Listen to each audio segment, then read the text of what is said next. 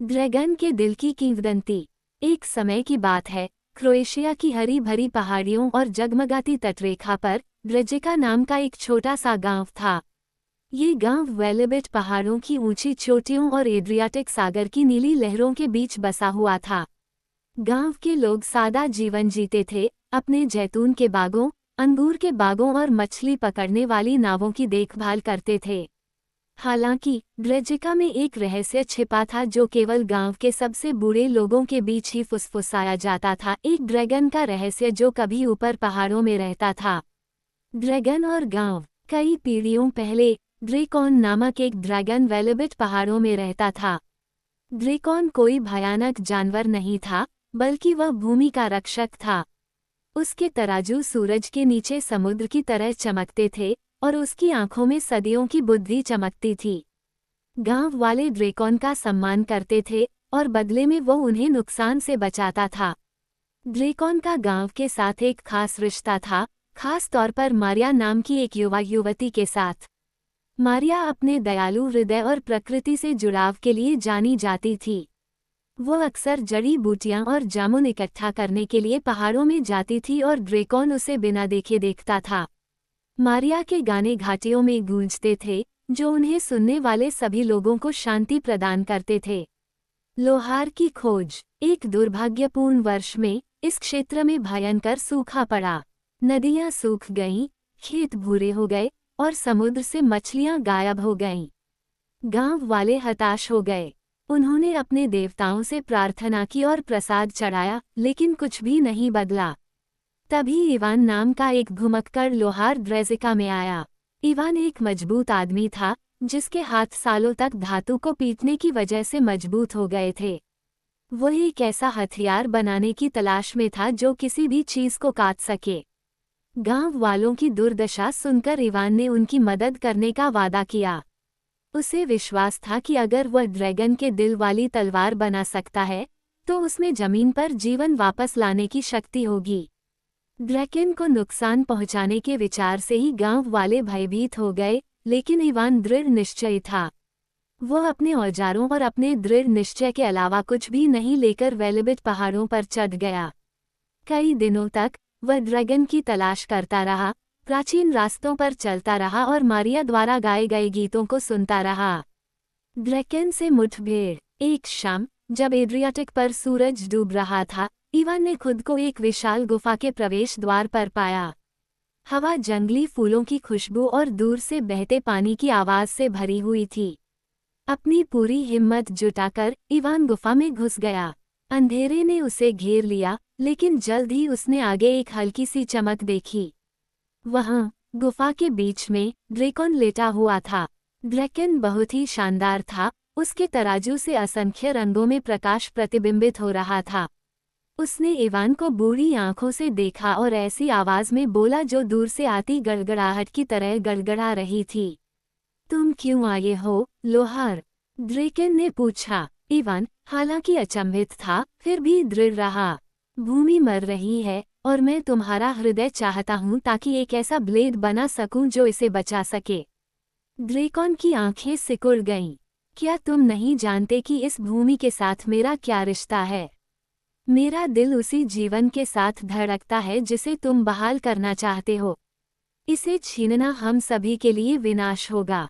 Ivan ने अपनी खोज की गंभीरता को समझते हुए संकोच किया, लेकिन इससे पहले कि वह कुछ बोल पाता, ड्रैगन ने कहा, एक और तरीका है।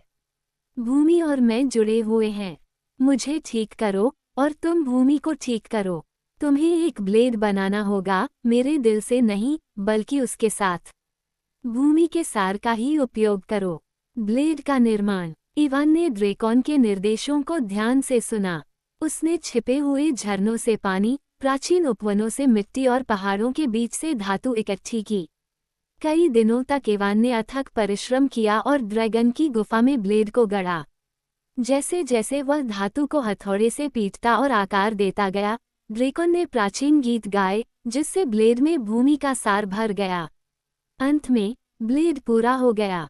यह एक अलौकिक प्रकाश से चमक रहा था, इसकी धार ड्रैगन के पंजे की तरह तीखी थी। इवान ने इसे ऊपर उठाया और महसूस किया कि इसकी शक्ति उसके अंदर से बह रही है। ग्रेजिका की ओर वापसी। हाथ में ब्लेड लेकर इवान पहाड़ों से नीचे उतरा और ग्राजिका लौट आया। गांव के लोग उसके चारों ओर इकट्ठा हो गए, उनके चेहरे पर उम्मीद और डर साफ झलक रहा था। इवान ने ब्लेड उठाया और उसे सूखी धरती पर मारा। तुरंत जमीन में कंपन हुआ और ब्लेड के संपर्क बिंदु से एक गहरी हरी चमक फैल गई। धरती से पानी बह निकला, सूखी हुई नदियां भर गईं और खेतों की सिंचाई होने लगी। पेड़ पौधे फिर से जीवंत हो उठे, जीवंत और हरे भरे हो गए। समुद्र में एक बार फिर मछलियां भर गईं। गांव के लोग खुश हुए, पुराने तौर तरीकों में उनका विश्वास फिर से जाग उठा। मारिया की वापसी। जैसे जैसे भूमि ठीक होती गई, मारिया, जो दूर दूर के देशों से मदद लेने के लिए यात्रा पर गई थी, ग्रेजिका लौट आई। वो अपने गांव को, उसके पुराने गौरव को वापस पाकर बहुत खुश थी। गांव वालों ने उसका खुले दिल से स्वागत किया और उसने कृतज्ञता के गीत गाए। उसकी आवाज़ हवा की फुसफुसाहट के साथ विलीन हो गई। मारिया को इवान की बहादुरी और ड्रेकॉन के बलिदान के बारे में पता चला। वो ड्रेकॉन का शुक्रिया अदा करने के लिए वेलेबिट पहाड़ों पर चढ़ गई, जो अब शांति से आराम कर रहा था। भूमि के साथ उसका रिश्ता पहले से कहीं ज्यादा मजबूत था। मारिया ने ड्रेकॉन के लिए गाना गाया, उसकी आवाज़ घाटियों में गूंज रही थी, एक वादा कि गांव और ड्रैगन के बीच का रिश्ता कभी नहीं भुलाया जाएगा।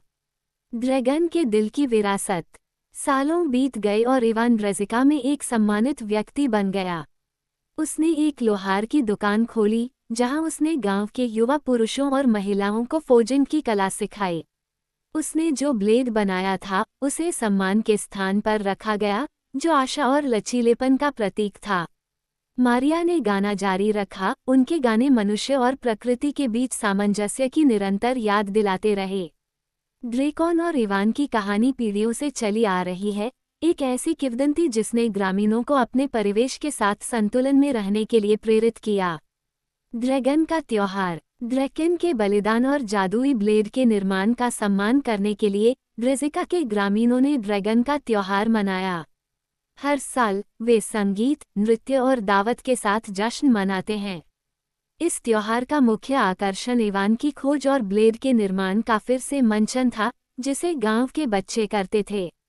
यह उत्सव एकता और कृतज्ञता का प्रतीक बन गया और दूर दूर से लोग इसमें शामिल होने आए।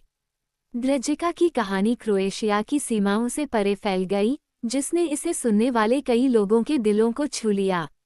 अंतिम संरक्षक। जैसे जैसे समय बीतता गया, ग्रेजिका समृद्ध होता गया और गांव और भूमि के बीच का बंधन मजबूत होता गया। लेकिन गांव वालों को पता था कि ड्रैकॉन की विरासत को एक नए संरक्षक की जरूरत है। अब एक बुजुर्ग मारिया ने इना नाम की एक युवा लड़की को चुना, जिसने वही दयालुता और प्रकृति से जुड़ाव दिखाया जो मारिया ने कभी दिखाया था। इना को पुराने गीत और भूमि के तौर तरीके सिखाए गए।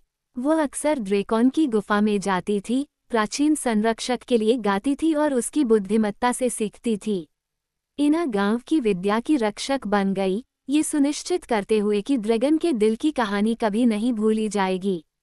उपसंहार। ग्रेजिका गांव सुंदरता और सद्भाव का स्थान बना हुआ है, जो ड्रैगन, लोहार और युवती की स्थायी विरासत का प्रमाण है। ड्रैगन के दिल की कहानी प्रेरणा देती है। यह एक कालातीत अनुस्मारक है कि सच्ची शक्ति लेने में नहीं, बल्कि देने में और उन बंधनों में निहित है जो हम सभी को जोड़ते हैं।